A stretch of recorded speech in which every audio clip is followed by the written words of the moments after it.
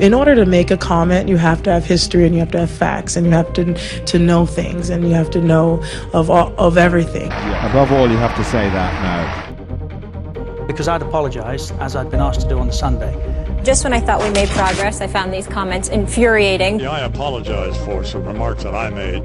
Those of us who have read it, it's not only offensive, it's misogynist, it's sexist, it's a horrible thing to read. Is this a comedy? Is this real life? Saying this? Anytime there's a change or something different, there's usually a lot of resistance. I got tattoos and some hardcore hoes. That's a nappy-headed hose there, I'm gonna tell you that now. Man, that's some, ooh. The girls from Tennessee, they all look cute, you know, so. In my next life, when I come back, I want to be someone in the WTA because they ride on the coattails of the men. They don't make any decision, and they're lucky. They're very, very lucky. If I was a lady player, I'd go down every night on my knees and thank God that a Roger Federer and a Rafa Nadal were born. Not that some would say that was an excuse, but we were doing what we'd done for 20 years.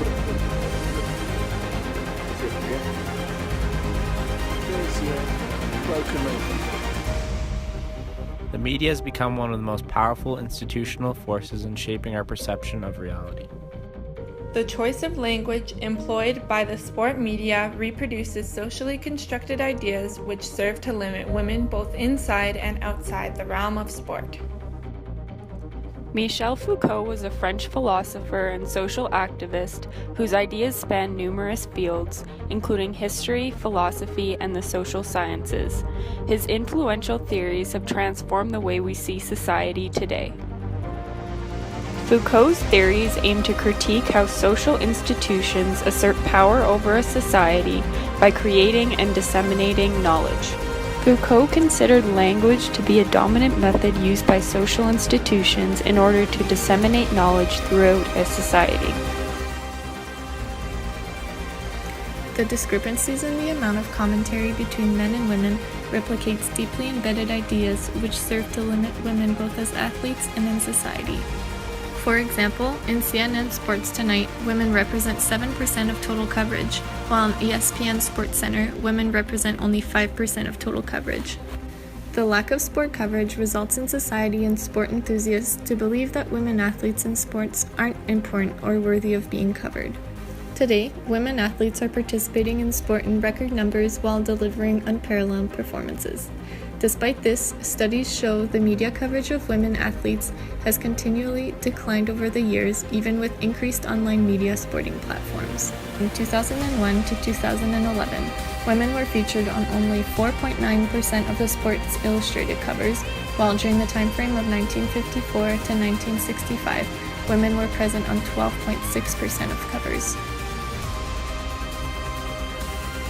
The gender hierarchy is produced and maintained through the types of coverage and commentary around women in the media.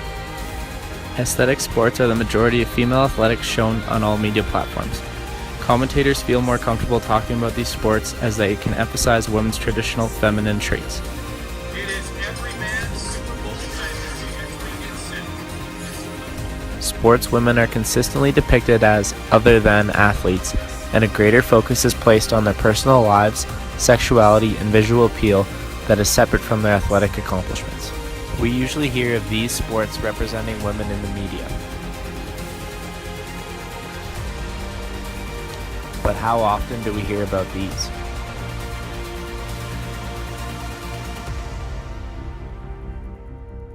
Gender marking through the verbal representation of male athletes depict them to be the norm, while female athletes are portrayed to be of lesser status or simply the derivative of their male counterparts. For example, women compete in the WNBA while men compete in the NBA. Why don't men compete in the MNBA? Tonight, it's women's ice hockey. Team USA versus Canada. Game 1 of the WNBA Finals.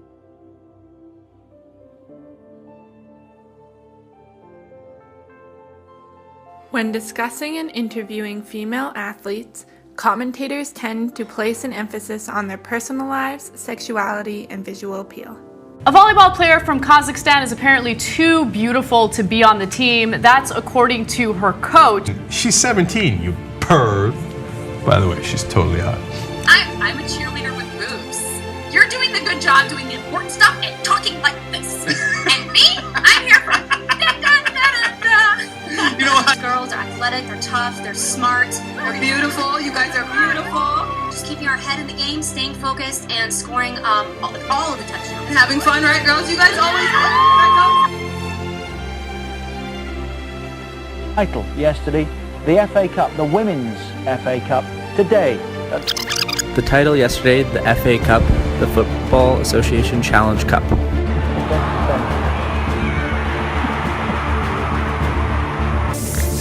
Where's Gerald going? Goal! Gerald scores!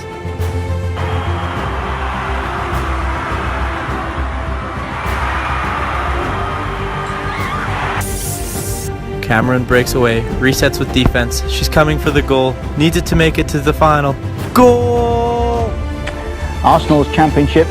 Arsenal's women won the FA Cup today. A great double already. I'm afraid Andy and I have got to get to this point. There's no point trying to go on. We will see on Wednesday. Goodbye from Paradise.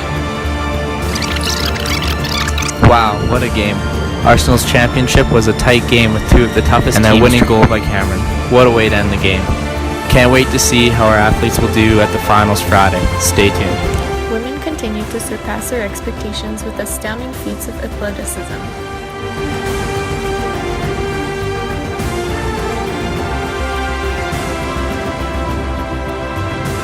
And by the way, you've earned where you are right now in your career.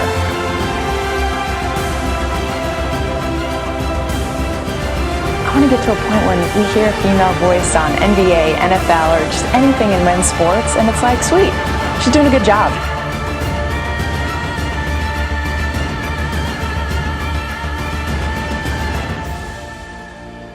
Yes, I'm a female, but I want it to get to the point where it's like, let's think about what I'm saying, what I'm doing, and not so much, the sex that I am.